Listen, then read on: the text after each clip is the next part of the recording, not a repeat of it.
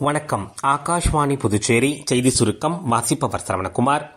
Online gaming ஒழுங்குமுறை மற்றும் மேம்பாட்டு மசோதா நாடாளுமன்ற மக்களவையில் இன்று எதிர்க்கட்சிகளின் அமளிக்கு இடையிலே தாக்கல் செய்யப்பட்டு குரல் ஓட்டு மூலம் நிறைவேற்றப்பட்டது. ஆன்லைன் விளையாட்டுகளை ஊக்குவிக்கும் அதேவேளை மக்கள் பணத்தை கொள்ளையடிக்கும் நோக்கிலான கேமிங் சேவைகள், விளம்பரங்கள் மற்றும் தொடர்புடைய பண பரிமாற்றங்களை தடை செய்ய இம்மசோதாவில் வழிவகை செய்யப்பட்டுள்ளது.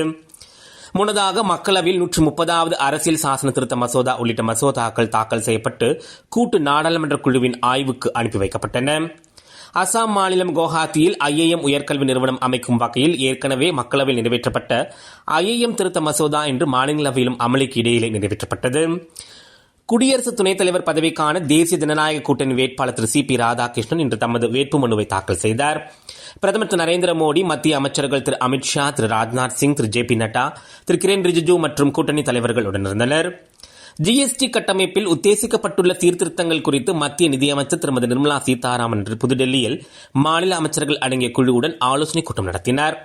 அடுத்த தலைமுறை GST சீர்திருத்தங்களால் சுயசார்பு நாடாக மேம்படுத்துவதற்கான இந்தியாவின் பயணம் வலுப்பெறும் என்று அவர் கூறினார். உலக அளவிலான முதலீடுகளை புதுச்சேரிக்கு ஈர்க்கும் வகையில் சர்வதேச வர்த்தக உச்சி மாநாடு புதுச்சேரியில் வரும் 22ஆம் தேதி தொடங்கி 3 நாட்கள் நடைபெற உள்ளது. மாநில சுற்றுலாத்துறை அமைச்சர் திரு லட்சுமி நாராயணன் இன்று புதுச்சேரியில் செய்தியாளர்களிடம் தெரிவித்தார்.